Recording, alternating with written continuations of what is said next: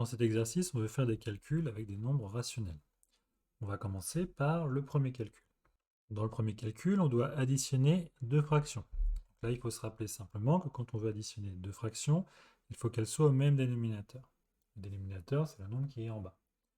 Donc ici, on va devoir trouver un dénominateur commun entre 1 demi et 5 tiers. C'est-à-dire qu'entre le 2 et le 3, il faut trouver un nombre qui est commun dans la table 2 et dans la table 3.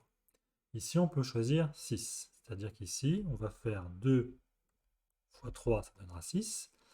Et on fera 3 fois 2, ce qui donnera également 6.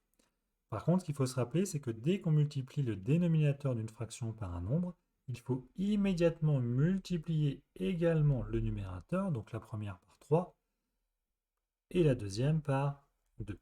Sinon, on va changer la valeur de la fraction. Une fois que ceci est fait, on va pouvoir calculer. Donc 1 fois 3, ça donne 3, divisé par, on l'a dit tout à l'heure, 2 fois 3, c'est-à-dire 6. Et pour la deuxième fraction, 5 fois 2, 10, divisé, on l'a dit aussi tout à l'heure, 3 fois 2, 6. On voit maintenant qu'on a les mêmes dénominateurs. Une fois qu'on a fait ce calcul, il suffit simplement d'additionner les numérateurs. Donc, on va avoir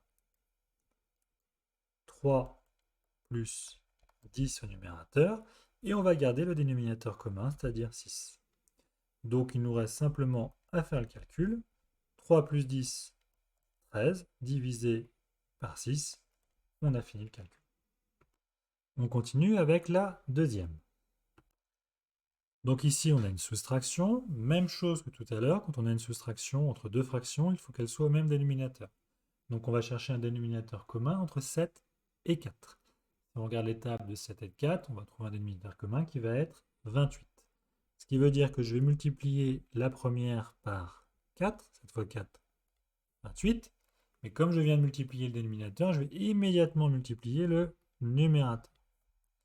Pour la deuxième, j'ai multiplié le 4 par 7. Et comme je multiplie par 7 le dénominateur, je vais multiplier immédiatement le numérateur par 7.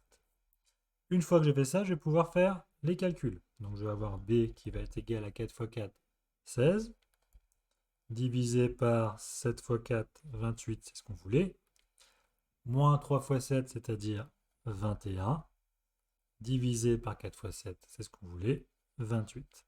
Une fois que c'est fait, on va pouvoir soustraire nos numérateurs.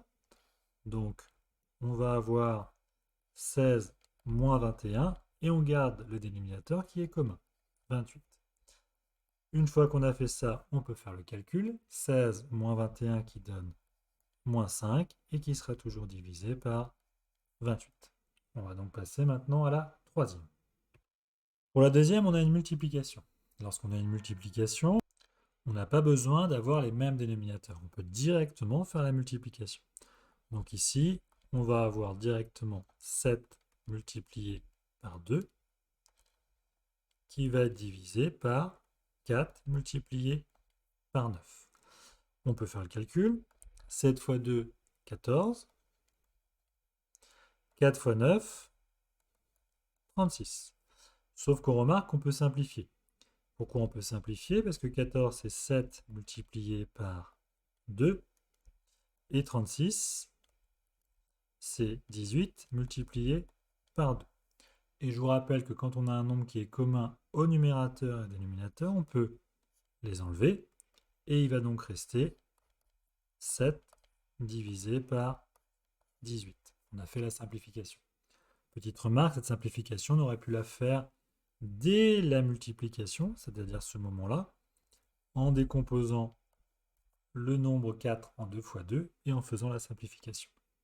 Nous passons à la quatrième. Alors la quatrième peut perturber un petit peu parce qu'on a l'impression qu'on n'a qu'une fraction. Alors je vous rappelle que quand on a un nombre tout seul, c'est 9 divisé par 1. Alors pour la division, il faut simplement se rappeler que diviser par un nombre revient à multiplier par son inverse.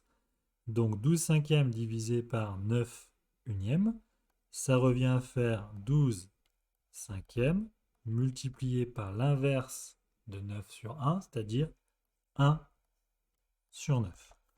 Une fois qu'on arrive à cette étape-là, on se retrouve exactement dans la configuration du C. On a une multiplication. Donc on va pouvoir multiplier les numérateurs entre eux les dénominateurs entre eux et faire le calcul. Donc 12 fois 1, ça donne 12. 5 fois 9, on va avoir 45. Et donc là, c'est un petit peu plus difficile à voir, mais on peut également simplifier. Pourquoi? Parce que 12, c'est 4 fois 3. Et 45, c'est 15 fois 3. Donc on peut simplifier les 3. Et il va rester 4 sur 15.